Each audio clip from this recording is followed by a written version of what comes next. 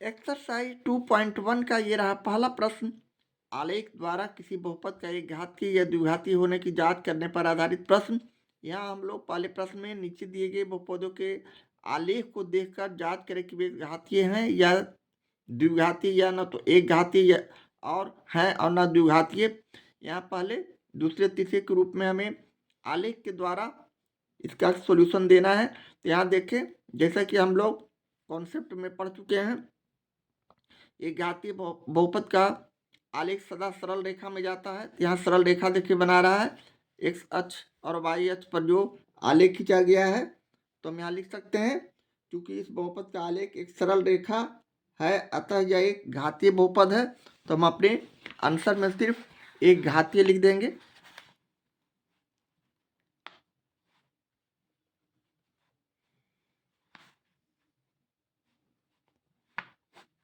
इसी तरह दूसरे के ग्राफ को देखते हैं। यहाँ वाई अक्ष और यहाँ एक्स अक्ष पर यहाँ एक सरल रेखा बना रहा है। तो यह भी उसी तरह का प्रश्न, इसका भी आंसर हम लोग एक घातीय लिख देंगे।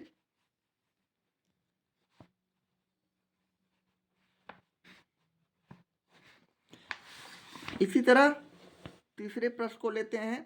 यह एक्स अक्ष है और यह वाई अक्ष है, जहाँ यह घात जो है परावलय बना रहा है। क्योंकि इस बहुपद का आलेख एक परवलय है, अतः यह एक घातीय, यह द्विघातीय बहुपद है। तो यहाँ हम लोग इसके आंसर में द्विघातीय लिख देंगे।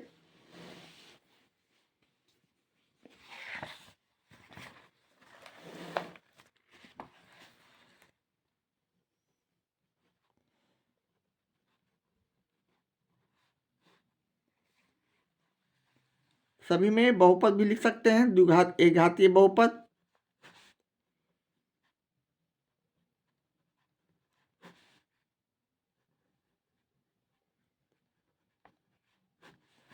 इसी तरह चौथा प्रश्न लेते हुए, यह भी उसी तरह का प्रश्न जिस तरह हमने तीसरे को लिखा, यानी यह भी द्विघातीय बहुपद, यह भी परावलय बना रहा है इस तरह का।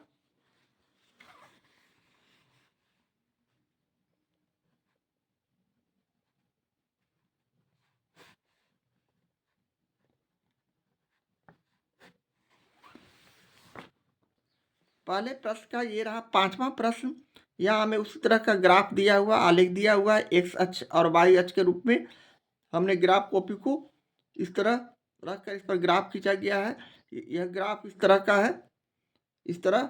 चूंकि इस बहुपद का आलेख ना तो एक सरल रेखा है और न एक परावलय है, न एक सरल रेखा में कोई खींचा हुआ है, न परावलय है। तो हम इसके आंसर में लिख देंगे, बहुपद न एक घातीय है और न द्विघातीय है। तो हम यहाँ से सिर्फ लिख देंगे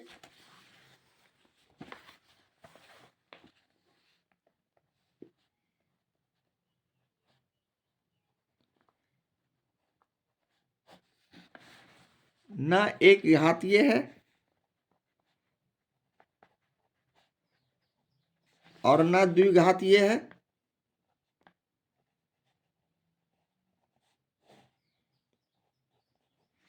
इसी तरह छठा प्रश्न लेते हैं।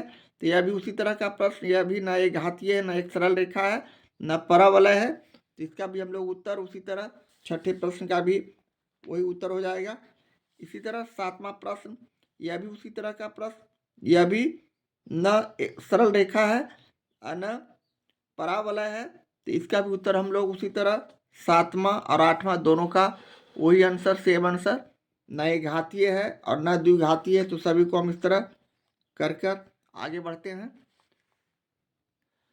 एक्सरसाइज 2.1 का ये रहा दूसरा प्रश्न। नीचे के चित्रों में y बराबर पी एक्स के आलेख दिए गए हैं, जहाँ पी एक्स एक बहुपद है। प्रत्येक स्थिति में शून्यांकों की संख्या ज्ञात करना है। यहाँ हमें आलेख को ध्यान से देखते हुए यह पता करना है कि एक्स अक्ष को यह आलेख कितने बार काटा है। यहाँ देखिए, आलेख एक बार, दो बार काटा है। तो यहाँ शून्यांकों की संख्या कितना हो जाएगा, तो 2 हो जाएगा। तो हम आंसर में 2 लिखेंगे। यहाँ जबकि दूसरे प्रश्न में एक्स अक्ष को कितने बार काटा गया, एक बार, दो बार, 3 बार, इसका आंसर 3 लिखेंगे। इस तरह पहले का 2,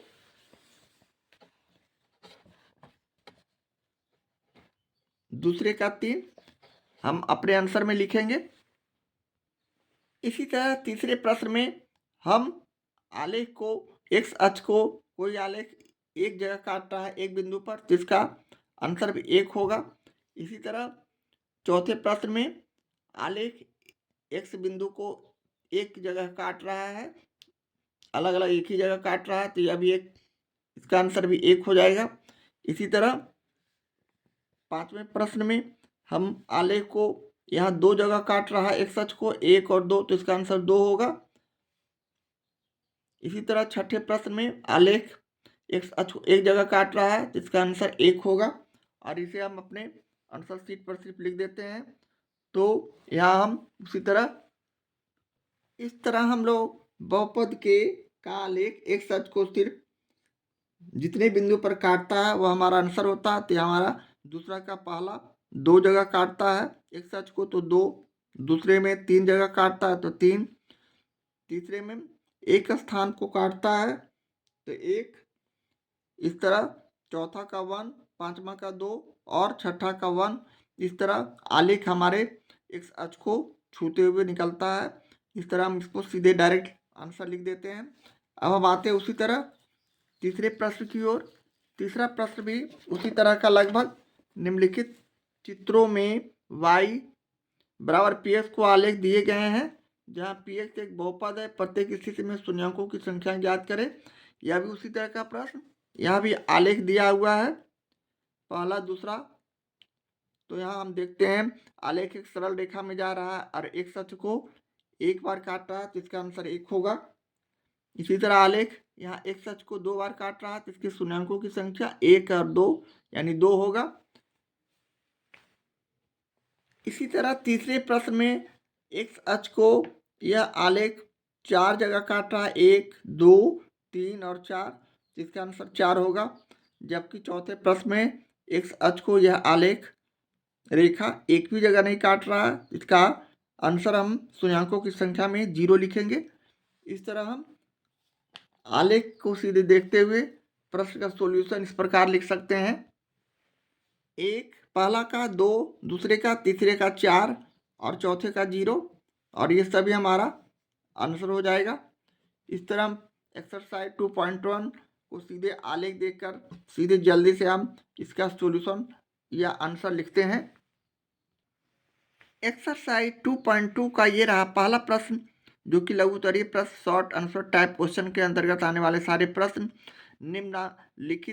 निम्नांकित द्विघात बहुपदों के शून्याङ्क ज्ञात करें और शून्याङ्कों और गुणांकों के बीच के संबंध की सत्यता की जांच करें।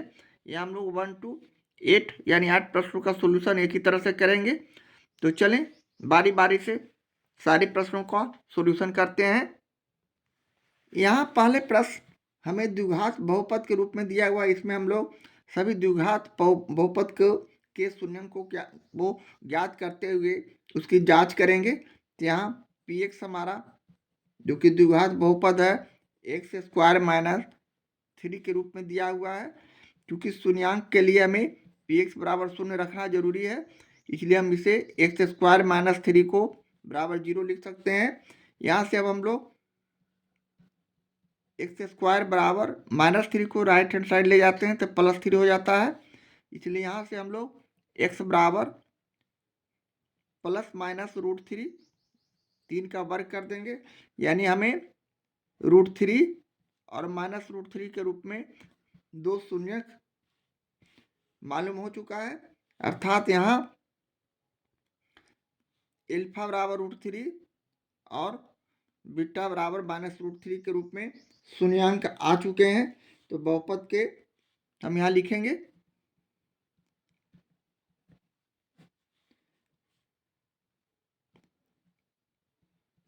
बहुपद का शून्याङ्क अल्फा और बीटा बराबर √3 और -√3। अब इसकी जांच हमें करना है। जांच में हम लोग शून्याङ्कों का योग का सूत्र जानते हैं, यानी अल्फा प्लस बीटा, या फिर सबसे पहले पी एक्स का जो मान हमने निकाला है वहाँ से ए बी सी निकालेंगे, यानी पी एक्स बराबर एक्स स्क्वायर माइनस 3 में यहाँ ए बराबर यहाँ एक्स में ए का गुणांक कितना है तो 1 है। इसी तरह बी का गुणांक, यहाँ बी का वैल्यू दिया हुआ नहीं है तो बी बराबर 0, सी का गुणांक -3, यहाँ अचर पद जो कि -3 है। अब हम इसकी जांच करते हैं, तो जांच में हम लोग शून्यांकों का योग का सूत्र जानते हैं, अल्फा प्लस बीटा बराबर -b/a होता है। इसी तरह यहाँ अल्फा का मान जो कि √3 और प्लस बीटा का मान -√3 हम पहले ही ला चुके हैं। यहाँ -b है, यानी -b का मान 0 बटे a का मान 1 रखेंगे। अब यहाँ √3 ब्रैकेट हटाते हैं तो -√3 हो जाता है, बराबर -0/1 यानी 0। यहाँ भी इसे काट दिए तो 0, अर्थात 0 बराबर 0। इसलिए left hand side equal to right hand side हम इसे सत्यापित कर चुके हैं।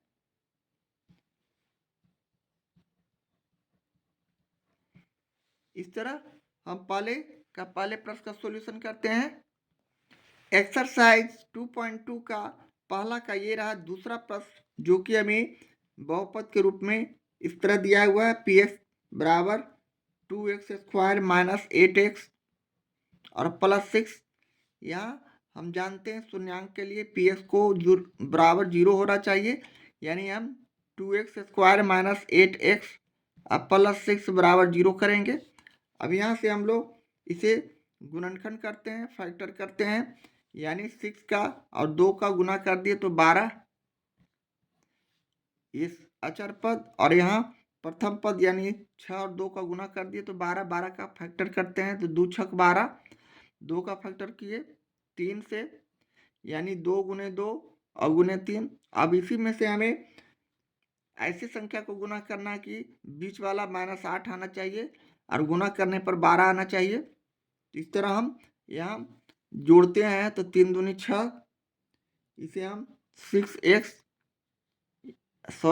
2 गुने 3 करेंगे फैक्टर यानी 6, और वर्ग गुने 2 करेंगे तो 2, 6 और 2 को जोड़ते हैं तो यहाँ हमारा फैक्टर 6 दूनी 12 और 6 में 2 को जोड़ देते हैं तो -8 आता है। इस तरह 2x² माइनस 6x -2x किए तो ये 8x आ गया, दोनों को जोड़ने पर प्लस 6 लिख देने के बाद बराबर 0 करेंगे। अब हम यहाँ से इसका कॉमन लेते हैं तो 2x कॉमन लिया, यहाँ बच गया x -3। यहाँ हम -1 कॉमन लेते हैं,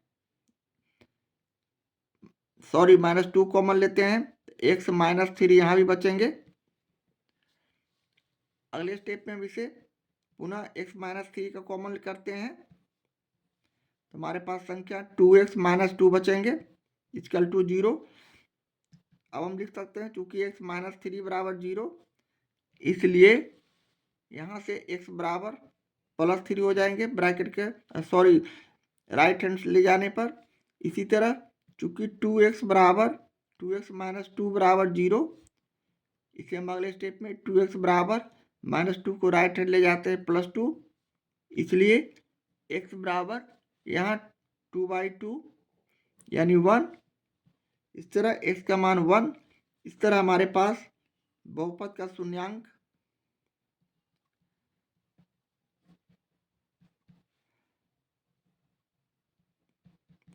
जिसे हम अल्फा और बीटा से सूचित करते हैं, जो कि 3 और 1 आ चुका है। अब हम इसकी सत्यता की जांच करते हैं। क्योंकि हमारे पास बहुपद 2x² माइनस 8x प्लस 6 बराबर 0 के रूप में दिया हुआ है, यहाँ से हम लोग a बराबर 2 जो कि x² का गुणांक है, b बराबर -8 जो कि x का गुणांक है, इसी तरह c बराबर जो अचर पद 6 है, इस तरह लिख देंगे। और अगले स्टेप में हम लोग इसकी जांच करने के लिए, क्योंकि हम लोग जानते हैं शून्यांकों का योगफल बराबर माइनस बी बाई ए होता है। यानी यहाँ शून्यांक एल्फा और बीटा लेते हुए एल्फा प्लस बीटा बराबर माइनस बी बाई ए सूत्र लिखेंगे। यानी एल्फा प्लस बीटा यानी 3+1 बराबर यहाँ एल्फा और बीटा 3 और 1 जो शून्यांक है उसे ही हमने लिखा है 3 जोड़े 1। इसी तरह b का मान -8, माइनस पहले से b के पास है और b का मान -8 रखे और a का मान 2 है। इस तरह लिखने के बाद अगले स्टेप में हम इसे आगे हल करते हैं। यानी 3 जोड़े 1 यानी 4। यहाँ माइनस ब्रैकेट के बाहर है, ब्रैकेट तोड़ते हैं तो +8 और बटे 2, इसे काट दिए तो 4। इस तरह left hand side equal to right hand side. इसी तरह एल्फा इंटू बीटा का भी चेक किया जा सकता है।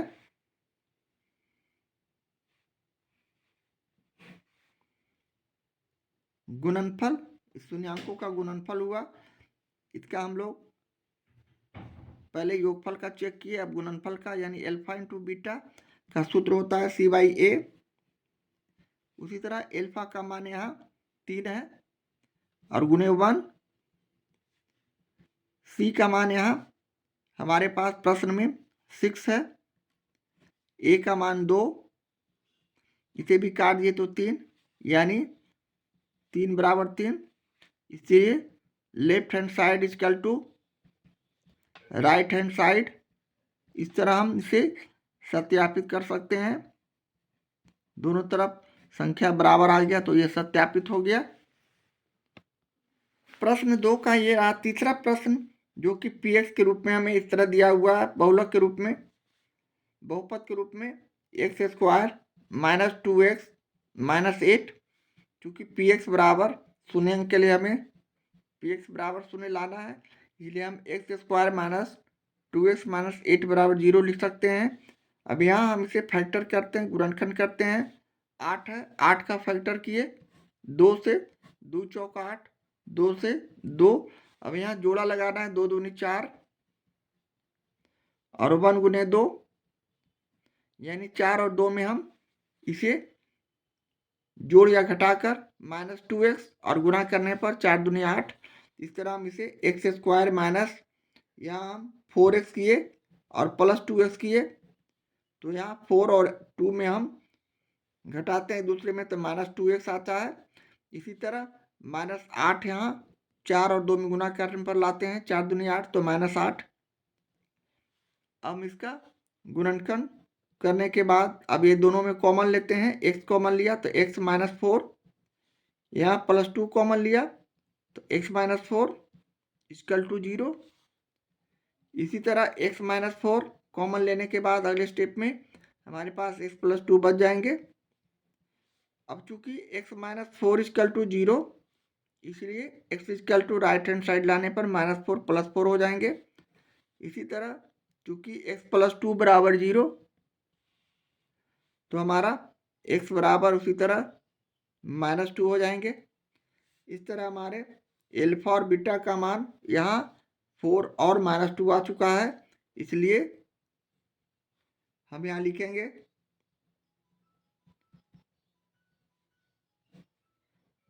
शून्यांकों की संख्या बराबर 4 और -2। अब हम सत्यता की जांच करते हैं।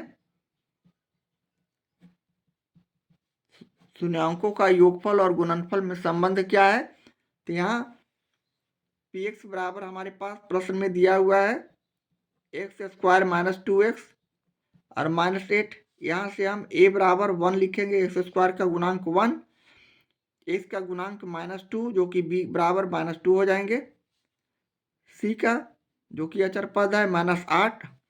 इस तरह हम अब अगले स्टेप में गुणांकों का योगफल, शून्यांकों का योगफल का सूत्र का अप्लाई करेंगे। यानी एल्फा प्लस बीटा शून्यांकों का योगफल है बराबर -b/a होता है।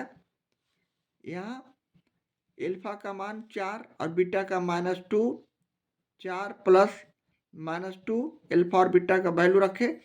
यहाँ b का मान -2, तो -2 और a का मान 1 रखे और इसे हम अगले स्टेप में कैलकुलेशन किए, यानी 4 - 2 हो जाएंगे। यहाँ 2/1 हो जाएंगे, अर्थात 4 में से 2 गया 2, यानी 2 बराबर 2। इस तरह बायां पक्ष इक्वल टू दायां पक्ष,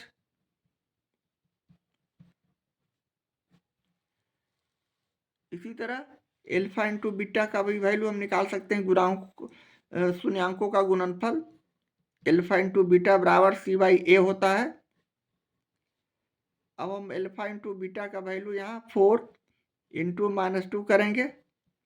c का मान यहाँ -8 और a का मान 1 रखते हुए इसे अगले स्टेप में हम सोल्व करते हैं, यानी 4 में 2 से गुना किए -8 और राइट हैंड साइड में भी -8। इस तरह left hand side equal to right hand side यहाँ भी आ रहा है। इस तरह हम इसे सत्यापित कर सकते हैं। इस तरह प्रश्न 2 का तीसरे प्रश्न का सॉल्यूशन करते हैं। एक्सरसाइज 2.2 का ये रहा पहला का चौथा प्रश्न। यहाँ हम लोग उसी तरह बहुपद जो दिया हुआ है, बहुलक जो दिया हुआ है, बहुपद 3x² + 5x - 2, यानी शून्य के लिए हमें px बराबर 0 रखना जरूरी है, इसलिए हम इसे 3x² + 5x - 2 बराबर 0 लिख सकते हैं। अब यहाँ से हम इसे फैक्टर करते हैं, गुणनखंड करते हैं। अब 3 दूनी 6, 6 का फैक्टर यहाँ करते हैं तो 2 और 3, 2 तिहाई 6, यानी 3 2 5। इस तरह हम इसे 3x² + 6x - x लिख सकते हैं 5x को। अब हम यहाँ -2 लिखे, यानी हम इसे 3x कॉमन लिए तो x - 2, इसी तरह -1 कॉमन लिए तो x -1 कॉमन लेने पर x + 2 यहाँ प्लस होगा, x + 2 बराबर 0। इसे हम अगले स्टेप में x + 2 कॉमन लिए पुनः, तो यहाँ बच गया 3x - 1 बराबर 0। अब हम चूंकि x + 2 बराबर 0, इसलिए x बराबर +2 है, राइट हैंड साइड ले जाएंगे -2। इसी तरह चूंकि 3x - 1 = 0, यानी 3x बराबर +1, राइट हैंड साइड ले जाने पर, इसलिए x बराबर 1/3, यानी बहुपद के शून्यांक हमारे पास अल्फा और बीटा के रूप में -2 और 1/3 आ चुका है। अब हम लोग बहुपद के शून्यांक को लिखेंगे। बहुपद के शून्यांक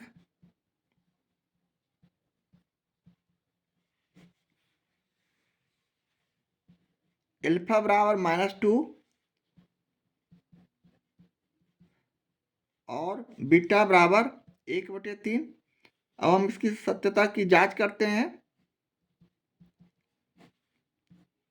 चूंकि px बराबर हमने 3x² + 5x - 2 रखा है, यहाँ से अब हम लोग शून्यांकों का योगफल निकालते हैं। शून्यांकों का योगफल का सूत्र हमारे पास है, लिखेंगे। चूंकि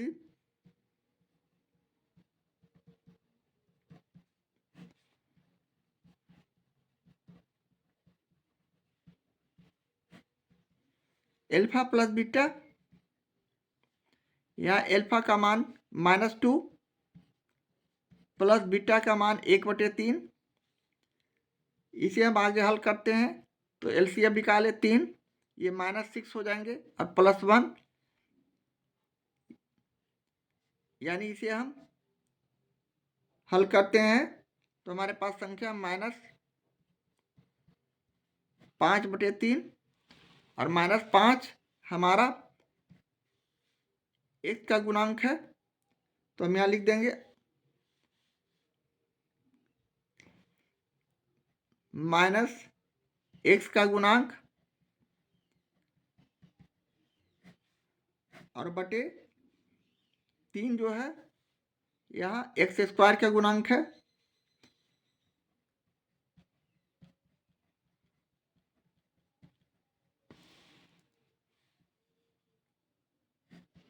इस तरह शून्यांकों का योगफल का हम निकाल सकते हैं। इसी तरह शून्यांकों का गुणनफल हम लिखेंगे।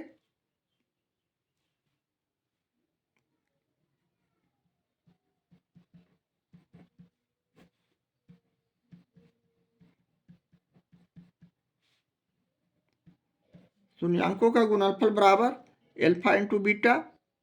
उसी तरह एल्फा का मान यहाँ -2 में गुना करेंगे बी का, यानी 1/3 का। इसे गुना करते हैं तो हमारे पास संख्या -2/3 आता है। अब यहाँ -2 हम अचर पद का गुणांक देख रहे हैं और 3 एक्स स्क्वायर का गुणांक देख रहे हैं, इसलिए हम यहाँ अचर पद बटे एक्स स्क्वायर का गुणांक लिख देंगे। इस तरह हम इसे सत्यापित भी कर सकते हैं। इस तरह हम प्रश्न 4 का सॉल्यूशन करते हैं।